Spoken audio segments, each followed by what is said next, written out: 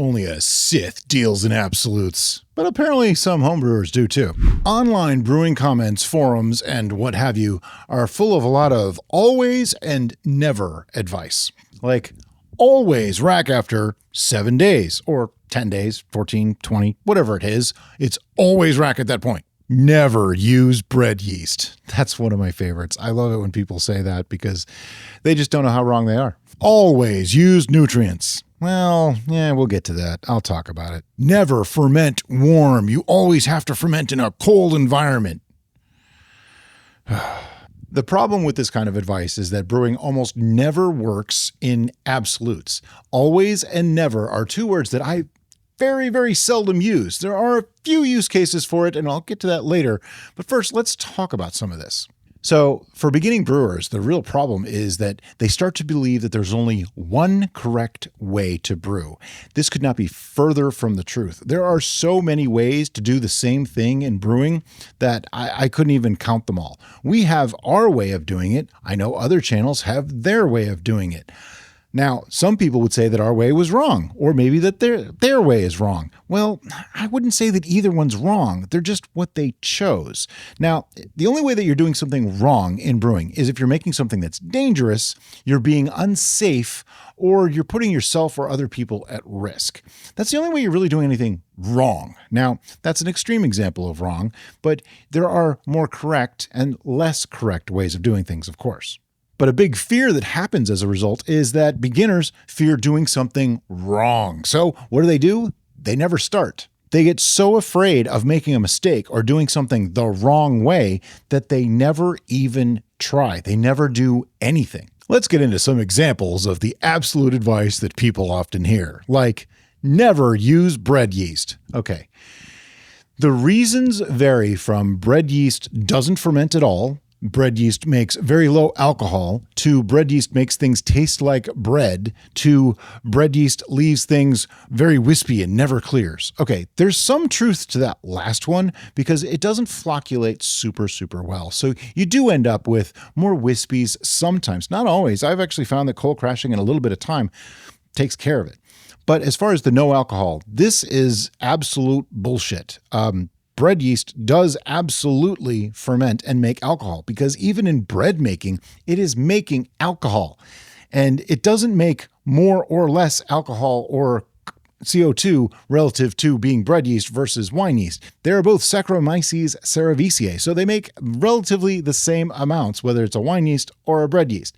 It's just in bread, the alcohol isn't trapped. It's the thing you don't want. You actually want the gases, so it makes the bread rise. Now, the low ABV thing, this could actually be true when it comes to bread yeast, because when I say bread yeast, I'm not talking about one particular strain. I'm not even talking about one particular brand.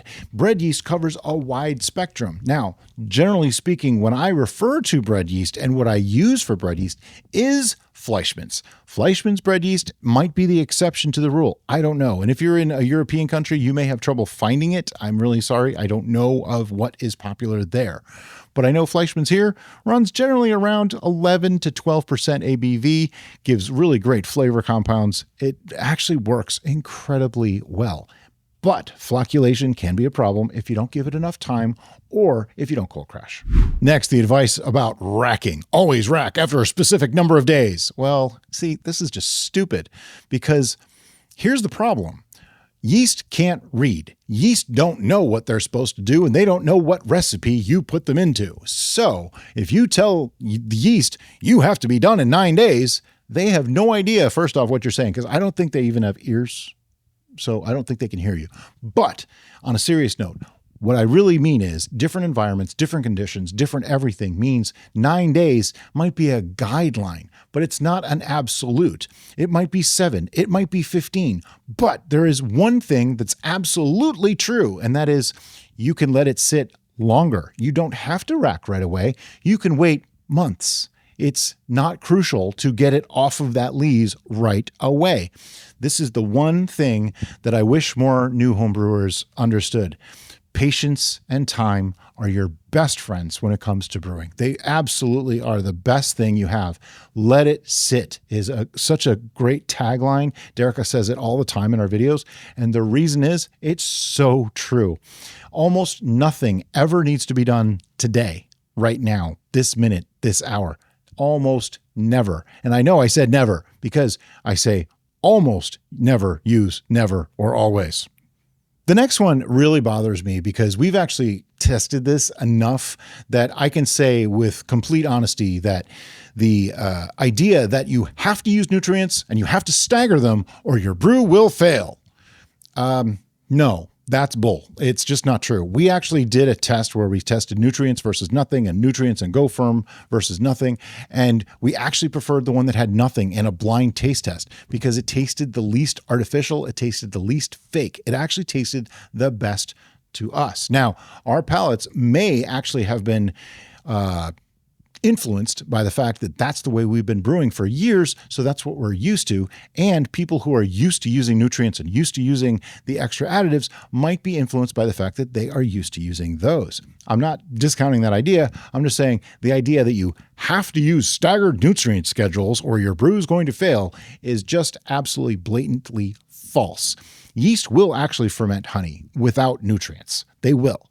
They might not do a great job of it. They might not make a complete fermentation, depending on the situation, like if your gravity is too high, but they will actually do it because in nature, where yeast actually survive and evolved, they don't add DAP to the honey before they ferment it. They don't add yeast nutrients onto fruit that falls on the ground.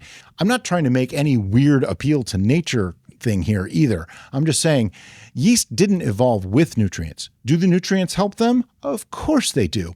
But to say you must use staggered nutrient additions or your brew will fail is blatantly false. And when it comes to ingredients, this is a good one. Never use store-bought juice. Literally my favorite thing that I've ever made as a home brewer is my sweet red wine. And it is made from off-the-shelf grape juice in a half-gallon container. Literally made in the half-gallon container. Oh, it also uses bread yeast. The idea that you should never do this is just dumb. Okay, when you're first starting out, use what you can find. Get ingredients that are easily available to you. I do not think that it's a good idea to make a brand new homebrewer believe that they can only use some exotic concentrate from grapes off the coast of France that you can only get in this one place. I don't think that's a good idea. That doesn't help anybody. It's pushing people out of the hobby. We're trying to get people in the hobby. We want people to brew. We want people to make stuff that they're proud of, that they can have on their table, that they can drink and share with friends. We don't need to be hoity-toity and hold a pinky up in the air just to make a brew. And when it comes to honey, always use raw honey. Well, while that may be not horrible advice, okay? I'm not going to say that using raw honey is bad advice, but to say that you can only use raw honey is a little ridiculous. I'm not going to get into the fake honey debate because there's a lot of fake honey on the market, and I understand that, and I realize that. But if you find a couple of brands that you like, even if it's lesser expensive, what's wrong with that? There's no issue there whatsoever. We use Kirkland honey, okay? A lot. Why? Because it's readily available. A lot of people can get it. So because we're a teaching channel, we want people to be able to do what we're doing. So we use something that's readily available. And it's a pretty decent honey. Is it the absolute best out there? Going to make a primo, top of the line, most complicated, most complex brew that's going to win medals at competition? Well, maybe, but not necessarily. But does that make it bad? This idea that if you're not using the absolute best, you're using shit, that is just stupid. And I'm I'm fed up with hearing it and seeing it from a lot of people who are brewers. And it's insanity to me that if you're not using the absolute best, most crazy expensive thing, that you're making crap. That's just dumb. Now, where does some of this come from? It comes from experienced brewers who share what worked for them and people passing that information down and turning it into rules and basically like a commandment that if you're not doing this, it's going to fail. But that experienced brewer that said it the first time didn't say it was going to fail. They just said, hey, here's what I did, and it worked. So that gets turned around. The internet is like the telephone game. If you say something to one person and then make them wait a day, tell another person, and then wait a day, tell another person, and pass that down the line 10 people, you have a completely different story by the time it gets there. And the internet is famous for this. People don't read, they skim. They think they understood, but they didn't. They think they got the gist of everything that you just said. They didn't even hear a word you said. They heard what they wanted to hear, and they turned it around, made it into something that it never was. So before you know it, saying something like, oh yeah, I used bread yeast one time and it only went to 11%, turns into, you can't use bread yeast to make high ABV alcohol. It's just not true, because you could turn anything around if you give it enough time. And I laugh, but at the same time, it saddens me a little bit because I hear these things repeated and echoed, and we see it in our VIP club. We see it in the comments on the channel, and it happens all the time. There are so many myths and concepts that may have started from a factual idea that have turned into something that is just like, wow, where did that even start? Now, why is this a problem? Why is this so bad? Why am I making such a big deal about it? It's because after a little bit of doing this, brewing starts to become like a lab experiment that you have to have all these specific parameters met before you can even try. That makes a beginner say, this is too complicated, I can't do this. When the reality is, brewing is super, super simple. Most of the time, almost all the time, people are making it more complicated than it needs to be. I'm guilty of that. I make it more complicated than it needs to be. We go through a lot of instructions all the time. We go through a lot of ideas and procedures and methods and concepts and all the stuff that could go wrong or might go wrong. But why do we do that? So that you don't have to suffer through making all those mistakes. I've made all the mistakes you could make. Trust me, I've messed up so many brews. It's not even funny. We haven't tossed a lot of them out. We did suffer through drinking a couple of them that didn't taste all that great, but in 99.9% of the cases, unless you have mold, you are not creating something that's going to be hazardous or dangerous to you unless you do something stupid. Like, don't put wood alcohol in your brew. And what starts to happen is people get paralyzed. So they think that they have to follow all these crazy rules or else they're doing it wrong and they're going to make something bad. So what's actually real? Fermentation is super resilient. I mean, a lot of things can go wrong and yeast are still gonna make alcohol because that's what they're literally made to do. They evolved to do that, to be part of the breakdown of things process. And they're very, very good at it. We didn't invent fermentation. We didn't invent wine, mead, or any of the other things that we drink alcohol in. We just found a way to kind of manage it a little bit and guide it towards the ends that we want. We never, ever invented any of it. Now, also, a lot of these rules and commandments that people have made up really depend on context. Because if you just say, bread yeast doesn't work. Well, doesn't work in what situation? If you try making a 20% fermentation, which would be difficult with any yeast, by the way, and you don't add nutrients and you don't do anything different and you just throw a bunch of sugar and honey or whatever, and then you throw in bread yeast, it's more than likely going to stall because I don't know of any bread yeast that really reliably can go that high all the time. But I'm going to give a little caveat here. You can take EC1118 or other yeasts that are known for going to 18%, just throw in a bunch of stuff that should go to 18 or 20%, and it's not as likely to ferment fully either, because usually you need more stuff than just the yeast. You need some nutrients. You need some extra things to get it there. The yeast needs a little help sometimes. I know. I just said it doesn't need all those things in order to ferment. I was right. It doesn't need them to ferment, but it might need them to ferment past what's normal or expected or, the everyday kind of thing. I mean, think about it. Most of the wine that you buy, is it over 14 or 15%? Most. I know there's always going to be an exception. I know somebody's already going to say that. And just like beer is usually under 10%. Sure, there's exceptions, but most of them are in that range. There's a really good reason. It's because it's very comfortable for the yeast to ferment to that level for wine, mead, cider, and beer. Let's just go through a couple of the concepts that people have commandments on, like racking. It's sometimes helpful, but it's often unnecessary, depending on what you're looking to do. We have a video coming on this on the Fermentation where we talk about racking a little bit more in depth, but the gist is it's not always necessary, but it's a good idea a lot of the time. Nutrients. This is the one that people give us the most crap about.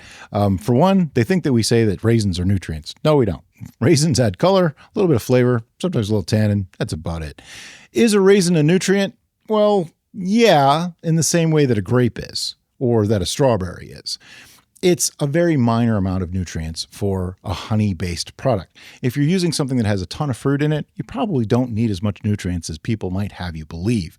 But if you're going for a super high gravity, even with a ton of fruit, well, nutrients can help it along. They can definitely be the difference between a stall and something finishing out. Now, when I say a normal specific gravity or a high gravity versus low gravity, a normal or expected gravity is 1.100 or below. And I know that might be shocking to some people, but there's nothing wrong with a 13 or 14% ABV. That's actually pretty respectable. Once you start going above that, everything matters more. And I mean aging, your nutrient schedule, your ingredients, your yeast, how you treated it, everything about it matters a lot more. And this is why it's so much easier to just stick with what works and go with 13% or below. So a key point of this video is instead of saying always or never, say usually, often, or it depends. The irony of all of this is that there actually are a few times that using these absolutes is kind of necessary. Like, you should always sanitize. And don't come at me. Don't fight me on this. Always sanitize. I know a lot of people that fight that. And I'm like, why are you fighting it? Just be clean. I mean, that's all we're asking for. I'm not saying you got to wear a lab coat and have plastic sheeting up like Dexter. I'm just saying be clean. That's all we're talking about. So some other things that you should always do. You should have fun. You should always have fun. When it's not fun anymore, you're not going to want to do it anymore. You should also always be patient. Give it time. Brewing takes time. I have literally seen people who freaked out because they pitched yeast an hour ago and it hasn't started fermenting.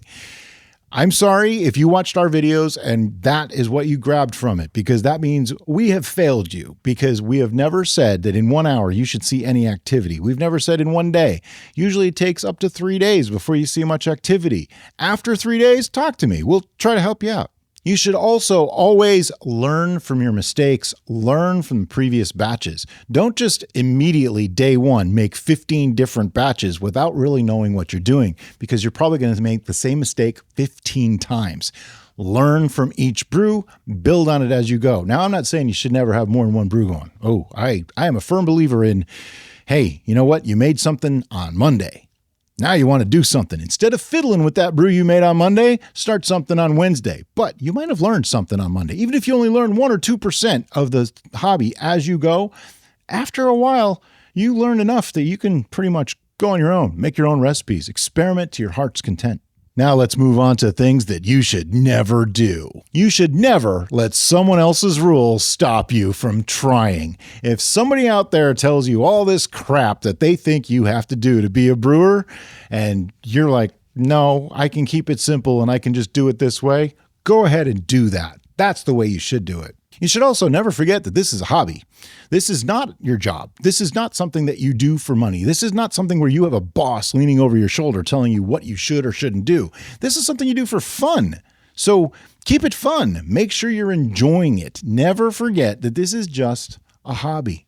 Brewing should be creative, experimental, and enjoyable. You're not taking a test here. You're making stuff to drink that you want to enjoy and share with friends and family. Only a Sith deals in absolutes, and brewing is not the dark side. All the time. Let's keep the conversation going. What's the worst always or never brewing advice you've ever heard? And has anyone ever told you that you've been brewing wrong? As always, guys, thanks so much for watching. Have a great day.